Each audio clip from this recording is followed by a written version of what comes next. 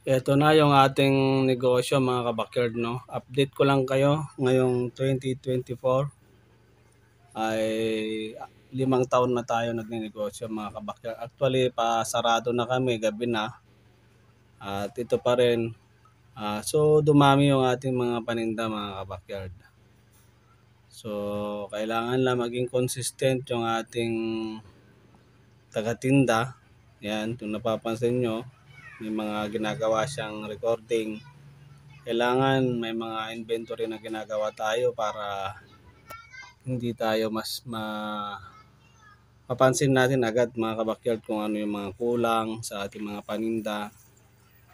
So yan mga kabakyard, na nag-enjoy tayo sa ganitong negosyo. So hindi lang po tayo basta nagbe-breed lang. Meron po tayong negosyong agribet o poultry supply sa mga followers natin dyan sa YT. Maraming salamat sa inyo. So, kompleto tayo ng mga paninda dito. So, iba-iba. Hindi lang nakapokus sa mga poultry supply, may mga ibang gamit din, mga accessories, ayan. Mga PD rare, may mga buto. So, halos kompleto yung ating paninda dito. So, hindi may mga pako din mga kabakyard, no. So, yung mga ayan. So, mga kabakyard, kung gusto nyo yung mga ganitong negosyo, maganda, mas simulan nyo. Hindi nyo naman kailangan ng maraming puhunan. Kasi kung may mga items na kayong konti-konti lang. For example, sa mga display natin, kahit may tigda-2 lang kayo, tigda-3 lang kayo mga display, okay na yan. So, yan mga kabakyard. May mga gamot tayo dyan, may mga langis din tayo dyan. So, hindi nga tayo nagpapautang, ano. Yan. So, yun ang tandaan natin. Huwag tayong magpautang kasi pag nagpautang tayo mga kabakyard, may harapan tayong makabawi. Dahil malaki po ang puhunan nito. Ayan, may mga stock tayo sa labas. So, ang ulam nga namin ngayon mga kabakyard ito. So, konti lang ulamin ko dyan. Nakaka-high blood dyan eh.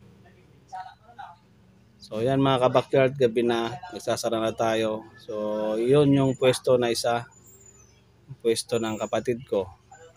So grocery po yan, katabi niya. So isa yan sa mga strategy natin. Dahil meron tayong poultry supply, meron din grocery sa tabi niya. Para yung mga customer na bumibili sa agribet natin at gusto nilang bumili ng mga gamit pa, ayun, mga paninda ng kapatid ko, kompleto rin dito mga groceries.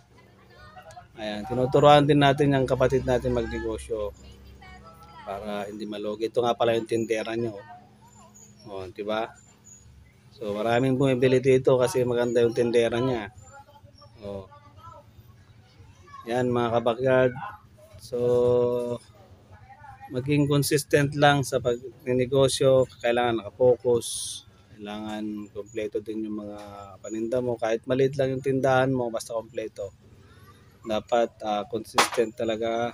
Yan, naglalagay siya ng mga presyo sa kanyang mga dilata. At hindi mawawala ito mga kabakyard, alak.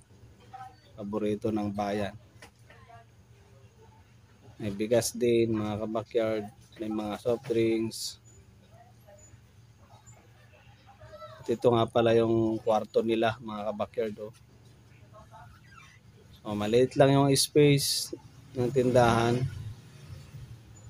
Ayan. So tinuturuan natin siya mag record para pag nagpaninda